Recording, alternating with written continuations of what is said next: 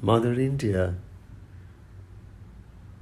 produced from time to time such illustrious children, such wonderful heroes.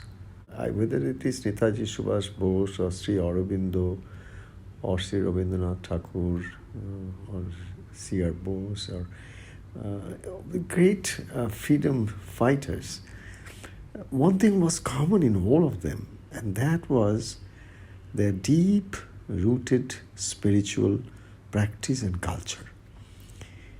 They knew very well, there's a reason we find that Subhash Bose had almost taken Swami Vivekananda as his teacher, guru. And he worshipped in his heart Sri Ramakrishna and Swami Vivekananda, Sri Aurobindo.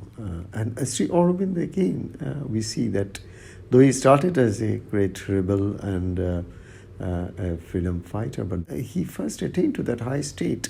But then that was his way to bring the freedom, because he could do it completely from a deepest spiritual, from the spiritual side of life. He could influence the thoughts of the freedom fighters of those days through his thought vibration as a yogi par excellence sitting in the Pondicherry ashram. We need to understand one thing, that when we celebrate the birth anniversaries of these great yogis and leaders, those who basically shaped the political, social, economic destiny of this one of the most unique lands on world map today, that is Bharat, that is India. And I would love all of us to have a deeper contemplation on this aspect of these great heroes, that they first rooted themselves to their spirit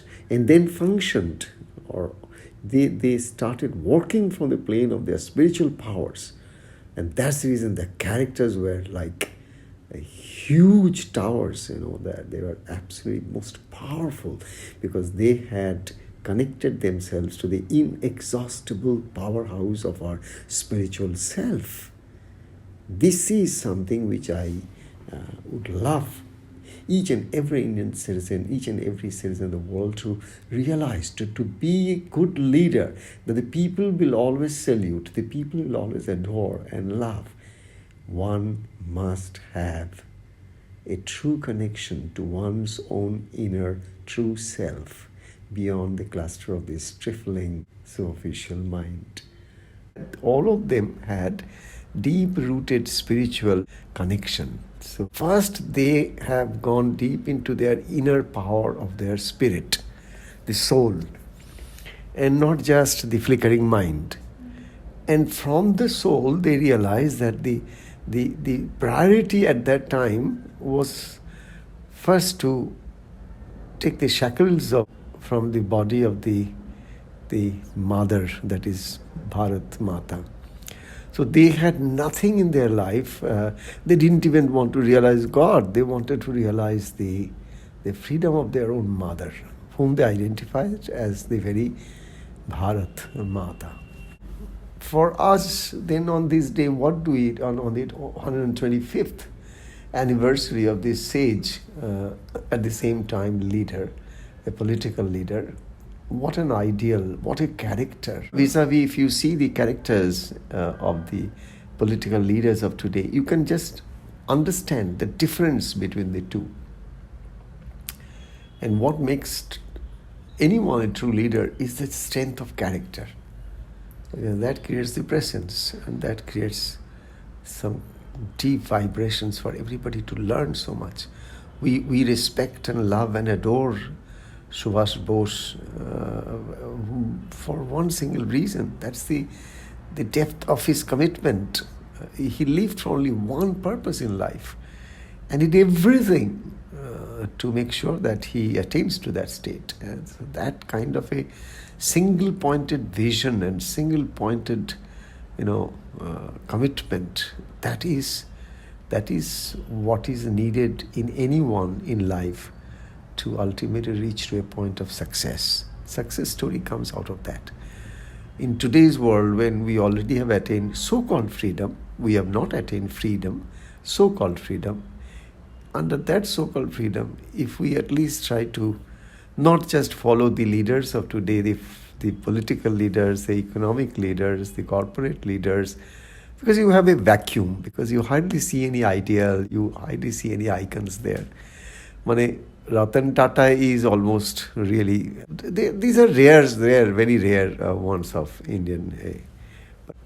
Everyone has the potential. Everyone has the potential. We can explore our potential provided we trust in God, who basically is behind every little thing that is happening in this world. And keeping our heart anchored in the lotus feet of our Guru and God, if we take all our efforts towards that and try to have some vision of life, some mission of life, some purpose of life, some meaning of life, then no stress can ever kill us. Because that purpose, that meaning would always lead us. It is the purpose, the vision, the meaning, that leads a person. So stress will come and stress will go. But you are focused on your purpose. You are focused on your meaning. Why have you come into this world? What do you want to attain in this life? Where do you want to finally reach? What is your destination?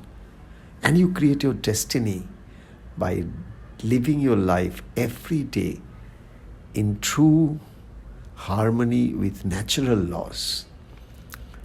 And that you learn by opening your eyes to the nature. If you continually commune with nature, if you commune to the stars, if you can commune with the moon, if you can commune in the morning with the sun or the evening when the sun is setting, when you commune with the birds, when you commune with the trees and plants and flowing waters, each of these can talk to us and teach us what we truly need to learn. Because there is no difference between us and all these beautiful elements that constitute the nature. So that learning from nature is like learning from our true teacher, first and foremost. And this must give us a true vision of life. The nature will create that vision in our life. The nature will give us the true meaning and purpose of our life. Because the nature itself has a meaning and purpose of its own. But our eyes are shut. We can't see it. We see it. It's the morning, it's the sun, it's the moon, it's the stars, it is this, it is that. Everything is defined in our brain. That can never allow us to be what the mystics are. The mystics don't take any definitions. They are absolutely with eyes open only to receive vibrations from higher worlds, to bring to them the actual reality in terms of vibration that could be properly translated by our inner eye, that is the awareness, and then create that understanding, oh, this is this, oh, this is what nature is trying to teach me, oh, this is the actual teaching, acha, this is it. So let me live like this. So each day as you strengthen your character, you are basically worshipping these heroes like Netaji. I think if they had come, if they had struggled for our freedom, yes, it is all their sacrifices for which we are living in a kind of a free country, but we are not free as yet.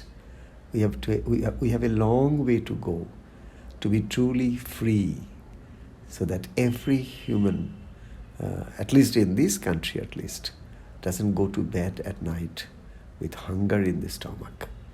There's not so much of discrimination between rich and poor.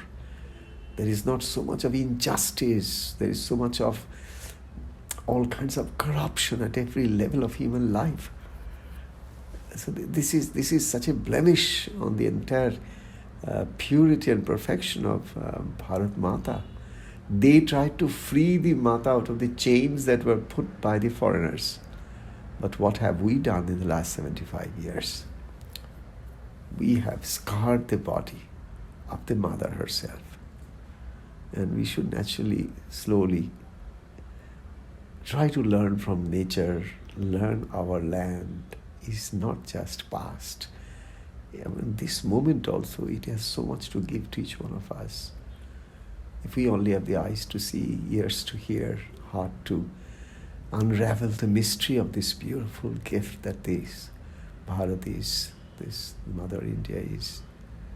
So on this wonderful day of Netaji Subhash 125th birth anniversary, we truly, not just saluting the hero, we should touch his feet and ask for his blessings so that we all can also have such strong character and at the same time a unified vision to attain something in life, so that by the time each one of you turn 80 or 70, you don't have regrets. You have such huge sense of fulfillment, happiness, that you did something, and that's good enough, ready to go for the other world now.